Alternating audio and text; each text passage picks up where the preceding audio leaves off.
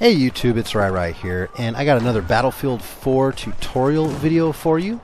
In today's video, we're going to be going over some infantry techniques, specifically movement and firing.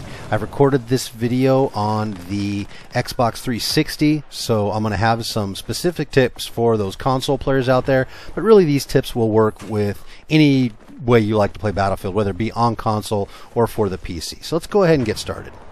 Now there's some things you need to know about Battlefield 4 when you're moving and firing that may differ from other games. And I'm going to kind of go ahead and get into some of the particulars here. Now some of these things work for pretty much any multiplayer shooter, but some are kind of specific to Battlefield 4.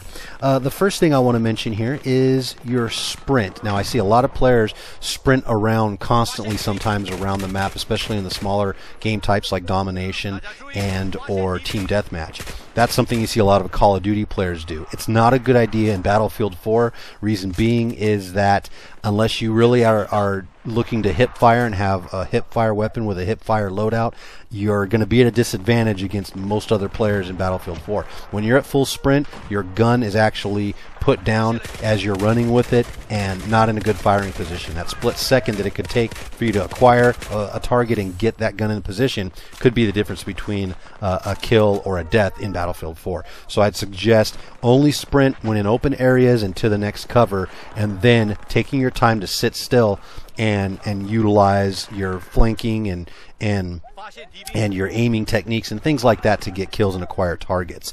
It's also good to know that when you're playing Battlefield 4, you have a disadvantage when moving while firing. There is a movement penalty. Now, unless you're using an ergo grip or one of the grips that give you the extra hip fire bonus, there is a movement penalty when you're moving and firing in Battlefield 4. You're not going to be as accurate. So it's good to know that. That way, you'll see in a lot of the videos here when I actually stop to fire on someone, I just let off the left thumbstick, I sit still, and I start tap firing to get most accurate, stable fire I can onto the enemy. So it's something important to remember.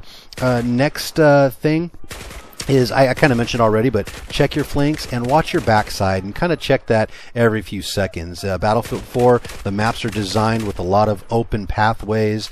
Well, most of the maps, not all the maps are, but a lot of the maps are designed with a lot of different areas you can be hit from. There's just not one choke point tunnel. You can look down and just stay there and you're okay from your flanks or your backside. So be sure that if you're not engaged in a firefight with someone, to go ahead and check your six, check your left and right flanks to be sure there's no one coming up to get a kill on you. It goes without saying, but know your maps and your environment. The better you know the maps, the better you're going to know the pathways and alleyways you can take and which ways you can't take, and then you're going to be able to then use those to take the way that usually has the most cover, especially the bigger vehicle-based maps in Battlefield. You want to be sure that you are, if you're an infantry and not running in a vehicle, that you're taking a way that has a lot of cover for you to duck into, hide behind, and avoid getting hit by a tank or an IFV. We're usually going to have a disadvantage against those. So that's something you want to be able to do, is know those environments. Another thing is to, I kind of like to do this, but move to cover after a kill. You don't necessarily have to completely move out of the area, but when you get a kill, if you're playing in non-hardcore game types, the enemy is going to know where you killed him from. If you stay in that same area, he's usually going to spawn in and come hunt you down and try and shoot you, and you're going to be in the same spot, basically kind of gift wrapping your location to him.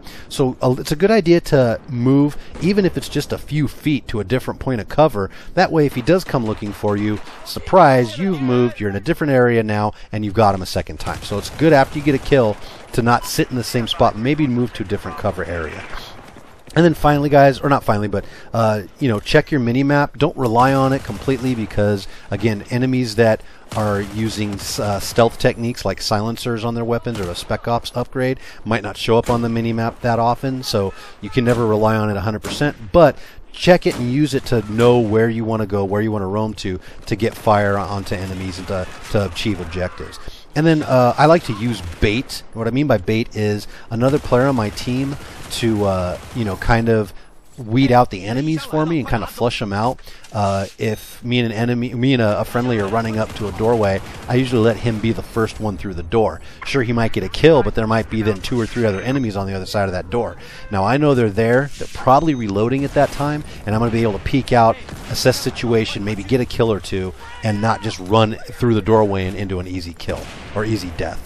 So those are some of the movement techniques I like. Let's go on to the fire techniques right now, and the techniques I have for firing your weapon. Now, when firing your weapon, if at all possible, try to be still and not moving on that left thumbstick, and if best, of course, in a crouched or prone position. But reason being is because there's that movement penalty, like I mentioned before, when you're playing and shooting in Battlefield 4.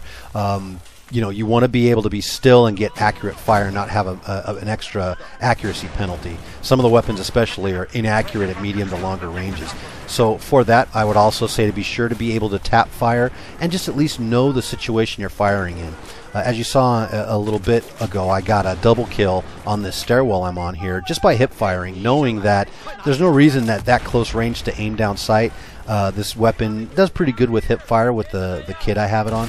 So use that hip fire to my advantage. So knowing the situation you're in, whether you need to just full auto hip fire or go with more of a burst or single shot fire for longer range kills, is really going to help you out. And then also have a weapon for each of those situations. Have one for close quarters hip firing. Have one that you'd use at longer ranges for single shot or burst firing. Have a hybrid that you can use kind of as an all-around situational gun that might do kind of both of them pretty well. So, and for each class, do that. And if you're able to do that, and you're going to be really well served when working in a map, knowing if something's not working the way this other team is playing, you can change things up on them to a different weapon that you've already had experience with.